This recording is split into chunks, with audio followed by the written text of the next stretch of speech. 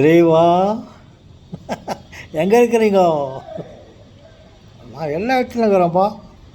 ஓ அப்படின்னாங்க, ரொம்ப வசதியாக போச்சு. காட், இங்கேயே உனக்கு தேங்க்ஸ் சொல்கிறேன் சிசப்பா.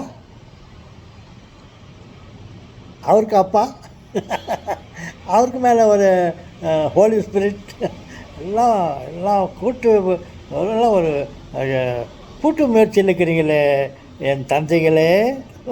உங்கள் அனைவருக்கும் இங்கேயே உங்களுக்கு எல்லாருக்கும் வணக்கம். ஏன்னாக்கா நீங்கள் எங்கே இருக்கிறீங்க? எங்கே இருக்கிறீங்க? எல்லாம் இப்படியே சொல்லுவாங்க, தூண்லேயே இருப்பார், துரும்புலேயே இருப்பார்ப்பான்னு. அப்போ உங்களை தேட வேண்டியதே இல்லை சேசப்பா. ஓகே தாத்தா, வந்துட்டிங்களா? உங்கள்கிட்ட ஒன்று கேட்கணும். ஏன் தாத்தா அன்றைக்கி ரொம்ப ஃப்ரெண்டாக இருந்தார் அவர், தகர டப்பா, என்னது டமால் ட்ரக்கா? டமால் ட்ரக் இல்லை, ட்ரங்க்கா, என்னப்பா அவர் பேர்? ட்ரங்க் இல்லை, ட்ரங்க்கு அது எறும்புப்பட்டி பாக்ஸு, ஏதோ ஒரு ட்ரங்க்கு. அவர் அவ்வளோ அழகாக நம்ம தேச தந்தை, தற்போதைய தேச தந்தை, நமது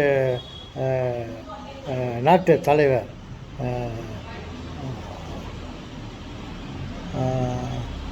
மோடி தாத்தா கிட்ட அவ்வளோ ஃப்ரெண்டாக இருந்தார். அது அமெரிக்காவில் இருக்கிற பிரசிடெண்ட்டு ரொம்ப கட்டி பிடிச்சிக்கின்னு ரொம்ப கொலாவினார். இப்போ என்ன ரொம்ப சேஞ்ச் ஆகிட்டார் தாத்தா. கொஞ்சம் ரொம்ப நாளுக்கு முன்னே அவர் ரொம்ப ஃப்ரெண்டாக இருந்தார். அப்புறம் பார்த்தா அவர் வயிற்று ரொப்பிக்கிறதுக்கு நான் எல்லாருக்கும் கிட்டையும் நான் அதிகமாக வரி போட்டு நான் சம்பாதிக்க போகிறேன் அப்படின்ட்டு ஃப்ரெண்டுன்னு கூட பார்க்காம எல்லாருக்கும் 10%, 20% என்னாச்சும் வரி போட்டால் என்ன நம்ம ரொம்ப க்ளோஸாக மூவ் ஆனோன்னு நம்மளை ஏமாளி நினச்சிக்கின்னு உங்களுக்கு உங்கள் மேலே நான் 50% வரி போட போகிறேன் இப்படி அப்படி நல்லா பண்ணி உள்ள குழப்பத்தை பண்ணார்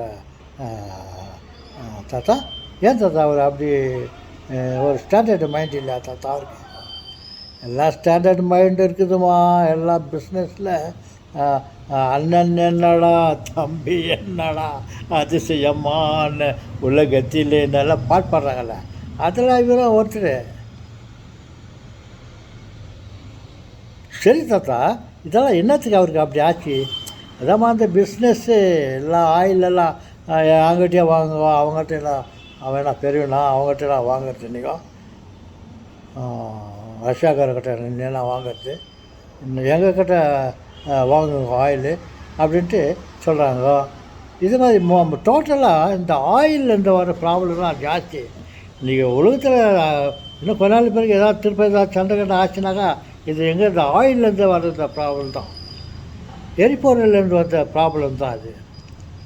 தாத்தா அப்படின்னா அது ஏதாவது ஒரு வழி சொல்கிறேன் தாத்தா. அதெல்லாம் அடுக்கிறதுக்கு, கம்மி பண்ணுறதுக்கு, அந்த சண்டையெல்லாம் விட்டுட்டு நம்ம ஃப்ரெண்ட்ஷிப்பாக இருக்கிறதுக்கு ஏதாவது ஒரு வழி சொல்லுங்க தாத்தா. எனக்கு சொல்லுங்களே, இன்றைக்கி ஆயில்னாக்கா மின்சாரம் இருக்குது சொல்லுங்களே. நான் பல வீடியோக்களில் நான் சொல்லியிருக்கிறேன், மின்சாரத்தை பயன்படுத்தலாம். ஆயிலில் நோண்டிக்கு பூமி ஒளிப்பெருசாக இருக்குது, இங்கேருந்து நோண்டினா போனால் அண்ணாண்ட ஓட்டம் வந்துடும். இங்கேருந்து ஏதாவது எடுக்கலான்னு நோண்டினா போனால் பின்னால் ஒரு ஓட்டம் வந்துடும். அப்போ ஆயில் இங்கேருந்து எடுக்கலான்னு பார்த்தா பின்னால் போயிடும். எங்கே கெல்லர் ஆயில் ஓகே அங்கே போயிடும். எவ்வளோதான் ஆயில் நம்ம எடுப்போம். அதனால் ஆயில் எடுக்கத்தையே விட்டுடுங்க, மின்சாரத்தை பயன்படுத்தலாம். மின்சாரம் அதிக அளவில் இருக்கிறது, எல்லாமே மின்சாரம். வீட்டுக்கு ஒரு சம்சாரம், அகலத்திற்கெல்லாம் மின்சாரம். தாத்தா சரியா சொல்லுங்க தாத்தா, என்ன தாத்தா சொல்கிறீங்களா? ஆமாம் சொல்லுங்களே. இந்த ஆட்டம்ஸ் இருக்குது இல்லையா, உலக அளவிலே இருக்கிறது. உலக அளவில் இல்லை, உலகில் சின்னது, உலக அளவில் இல்லை, அகலமெல்லாம் அணுக்கள். அது இருக்கும் இடத்திலேயே நம்ம அனுபவிக்கலாம். அது அது அடையத்துக்கு ஏதாவது பெரிய பெரிய பெரிய பெரிய வேலைகளெல்லாம் செஞ்சு அதை சுதாரிக்கணும், நோண்டிக்கிட்டு எடுக்கணும்னு இல்லை. கையை வச்சா கலெக்ட் பண்ணிக்கலாம். நம்ம சுற்றி இருக்குது மின்சாரம். அந்த மின்சாரத்தை சில வழிகளை கண்டுபிடித்து அந்த மின்சாரத்தை பயன்படுத்தலாம். அந்த மின்சாரத்தை எவ்வளவுனா பயன்படுத்தலாம், ஷார்ட்டேஜ் வராது. மின்சாரம் ஆய்ப்பச்சு பாடுறதுக்கு இல்லை, எங்கே பார்த்தாலும் மின்சாரம் இருக்கிறது. வானத்திலே இருக்குதா, பூமிக்கு கீழே இருக்குதா, இப்படி இருக்குதா அப்படி இருக்குதா பார்த்தா எல்லா இடத்துலையும் இருக்குது. அதனால் நம்ம மின்சாரத்தை சேகரித்து அதை பயன்படுத்துவோம். மின்சாரத்தை போல சக்தி வாய்ந்த ஒரு எரிபொருள் இல்லை. அதான் நான் மின்சாரம் எங்கன்னா சொல்லி வச்சுருக்கிறீங்களா, ரொம்ப ஜோராக பேசுகிறீங்களா? ஆம் சொல்லுவாங்களே, நான் மின்சாரத்துக்குள்ளே இருக்கிறேன். என்னை சுற்றி மின்சாரம் இருக்கிறது. என்னை மின்சாரம் பாதுகாப்பாக வைத்து கொண்டிருக்கிறது. எப்படி மீன் வகைகள் தண்ணீருக்குள்ளே வாழ்கிறதோ அந்த மாதிரி நாம் எல்லோரும், என்னை நான் மட்டுமல்ல நாம் அனைவரும் இதைத்தான் நீங்கள் மனதில் கொள்ள வேண்டும், தெரிந்து கொள்ள வேண்டும். தாத்தா மட்டும் என்னோட இவர் புதுசாக எங்கேருந்து வந்துட்டுறாரு, மின்சாரத்துக்குள்ளே இருக்கிறாரான்னு பார்த்தா நீங்கள் கூட மின்சாரத்துக்குள்ளே தான் இருக்கிறீங்க. நம்ம சுற்றி இருப்பதெல்லாம் அணுக்கள். ஒவ்வொரு பொருளும் அந்த மின்சார எண்ணிக்கையில் தான் அடங்கி இருக்கிறது. இவ்வளோ எலக்ட்ரான் புரோட்டான் இருந்தாக்கா அதுக்கு ஒரு பேர், அதுக்கு ஒரு பொருள். அவ்வளோ இருந்தாக்கா அதுக்கு ஒரு பேர். நான் எவ்வளோ இருந்தால் அதுக்கு தானே இதுக்கு என்னன்னா ஏன்னா சில சொல்லுங்க தாத்தா என் செல்வங்களே. நான் பல முறை இதை சொல்லுகிறேன். தங்கம், தங்கம் என்றால் என்ன? மின்சாரம். அணுக்கள், பல அணுக்களை கூட்டாக சேர்ந்து பார்த்தால் அது மின்சாரம். அதை விட கொஞ்சம் அதிகமாக வச்சாக்க அது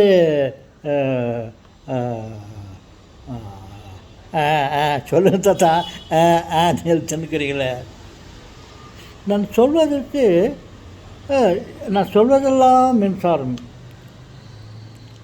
பாதரசம் சொல்லுவோம் இல்லையா, அது ஒரு 79 80 அப்போ அது அவ்வளோ எலக்ட்ரான் புரோட்டான் இருந்தாக்கா அது பாதரசம்.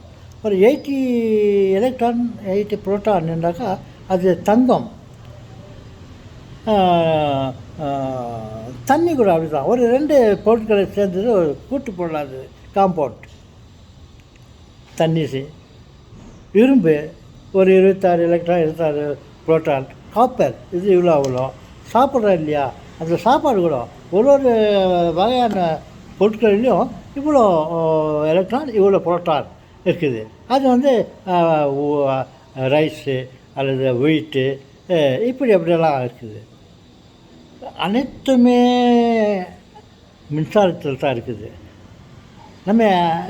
நம்ம சுற்றி இருப்பதெல்லாம் மின்சாரம். உங்களுக்கு கரண்ட் வேணுமா, மின்சாரம் எடுத்துக்கணும். இப்போ எடுத்துக்கிறேன் இல்லையா, கரண்ட்டில் கரண்ட் எடுக்கிறேன் இல்லையா, சராவதி சராவதி அப்புறம் டைனமோ இதுங்களை வச்சுக்கின்னு நம்ம மின்சாரத்தை கலெக்ட் பண்ணி மின்சாரத்தை யூஸ் பண்ணுறோம் இல்லையா.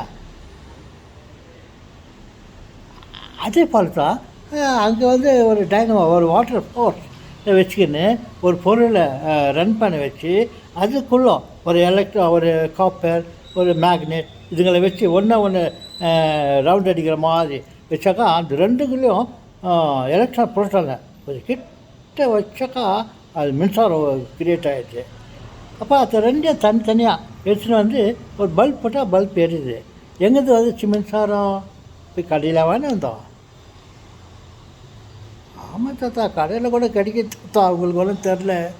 ஆமாம் சொல்லுவாங்களே, இந்த டிசி கரண்ட்டு பேட்டரி செல் இதெல்லாம் வேறு விதத்தில் அதை கலெக்ட் பண்ணி கடையில் கூட விற்கிறாங்க.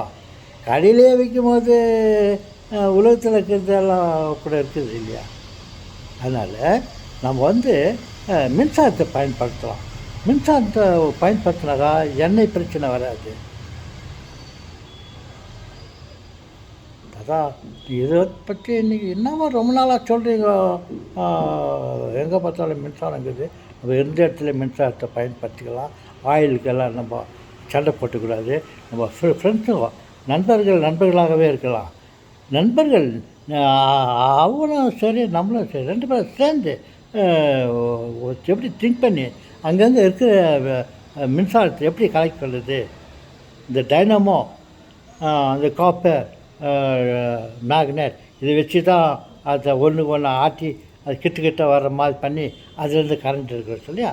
அது எப்படி வச்சு ஒன்று எப்படி ஆட்டி இப்படி கரண்ட் இருக்குனாக்கா அதை ஆட்டுறதுக்கு அந்த ஷராவதியில் வாட்டர் ஃபால்ஸ் இல்லையா, அங்கே வந்து ஒரு பெரிய சக்கரை தண்ணி கிட்ட அப்படி வச்சுட்டு தண்ணி அது மேலே அந்த சக்கரை பண்ணுறோன்னு இந்த சக்கரை இந்த பள்ளம் அந்த பள்ளம்லாம் ஃப்ளாட்டுங்க பிளேடுங்க இல்லையா, அது மாதிரி தண்ணி பட்டினா இருந்தாக்கா அந்த பிளேட் சுற்றுது, அது வீல் சுற்றுது. அங்கே வந்து ஒரு மேக்னெட்டோ இல்லை காப்பரையோ வச்சு இதை வச்சு அது வச்சு அங்கே கரண்ட் பண்ணுறோம் இல்லையா.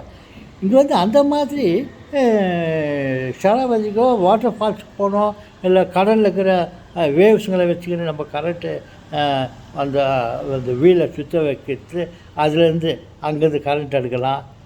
இல்லை கரண்ட்டில் தண்ணி தண்ணியில் கரண்ட் எடுக்கிறாங்கோ, கடல்லேருந்து தண்ணி எடுக்கிறாங்க, அலைகளிலேருந்து தண்ணி எடுக்கிறானாக்கா அலையிலலாம் ஒன்றும் இல்லை. இந்த கரண்ட்டை சுற்றி பிடிச்சிருக்கிறத அதை பிக்கப் பண்ணி எடுக்கிறதுக்காக இந்த வீலை சுற்றுறதுக்கு இந்த மாதிரி சில சாதனங்களை பயன்படுத்துகிறோம். இதெல்லாம் சின்ன சாதனம், பழைய கதை. இதெல்லாம் இப்போ புதுசாக இருக்கிற இடத்துலையே ஒரு மெக்கானிசம் டெக்னிக் பண்ணி அங்கேருந்தே கரண்ட்டு எடுத்து நம்ம பயன்படுத்தலாம். ஆமாம் செல்வங்களே,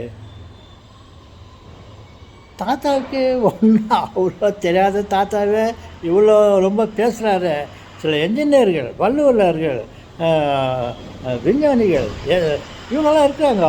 நான் சும்மா அப்படி ஒன்று சொல்லிட்டாக்கா அவங்க பிக்கப் பண்ணிக்கின்னு இப்போ இந்த தாத்தா என்னத்தே சொல்லுகிறாராயா நம்ம பண்ணக்கூடாது. ஆகாயத்துலேருந்து மின்சாரத்தை தேவையான இடத்துலேருந்து மின்சாரத்தை ஏன் எடுக்கக்கூடாது.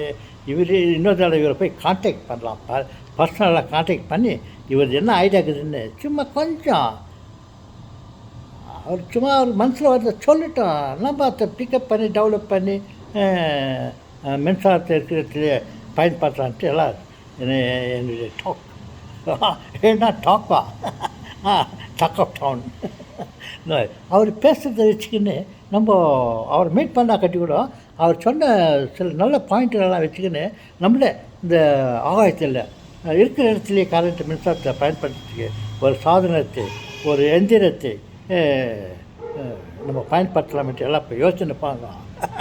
இன்னும் கொஞ்ச நாள் பாருங்க, அவர் தாத்தா இருந்தார் அந்த காலத்தில், அவர் சொல்கிறாருப்பா, எல்லாருக்கும் தெரிந்தான், அவங்க மனசுலேயே வச்சுருந்தாங்க. ஆனால் இந்த தாத்தா சொல்லியிருந்தார் அப்பப்போ ஆகாயத்திலேயே கரண்ட் இருக்குது, நம்ம சுற்றி கரண்ட் இருக்கிறது. எப்படி மீன்கள் தண்ணீருக்குள்ளே இருக்கிறதோ அதே போல் நம் மனித வன இனங்களும் அனைத்து படைப்புகளும் அந்த எலக்ட்ரான், புரோட்டான், ஆட்டோம்ஸ் இதுக்குள்ளே தான் மீன்களைப் போல் இந்த ஆட்டோமுக்குள்ளே எலக்ட்ரான் புரோட்டானுக்குள்ளே நம்ம வாழ்ந்து கொண்டு இருக்கிறோம். அதெல்லாம் சொன்னார் அப்படின்ட்டு யோசிப்பாங்க. ஓகே, என்னால் முடிஞ்ச சில ஒரு கருத்தை சொல்லிவிட்டேன். இதுதான் தாத்தா சில உண்மைகளை சொல்லாமல் சில கற்பனைகளை சொல்கிறான். ஏட்டு கூட்டுக்கு உதவாத பூசணிக்காய் மாதிரி தாத்தா சொல்கிறது. தாத்தா ட்ராயிங்கில் வந்து பூசணிக்காய் சாப்பிடுங்களான்னு சொல்கிறாரு. தாத்தா இப்படி தானே சொல்கிறாரு. பார்த்தா அவர் சொல்கிற மாதிரியே செய்தாங்க, மையா பூசணிக்காய் தான் ஆயிடுது. அதே போல் நம்ம எல்லோரும் சேர்ந்து தாத்தாவுக்கு ஒரு சலாம் மாட்டிக்கலாமான்னு சொல்லி எனக்கு சலாம் மாட்டிக்கிற மாதிரி எனக்கு தெரியுது. ஓகே, உங்களுடைய சலாமுக்கு எனக்கு வெல்கம். வணக்கம் செல்வங்களே, மீண்டும் சந்திப்போம்.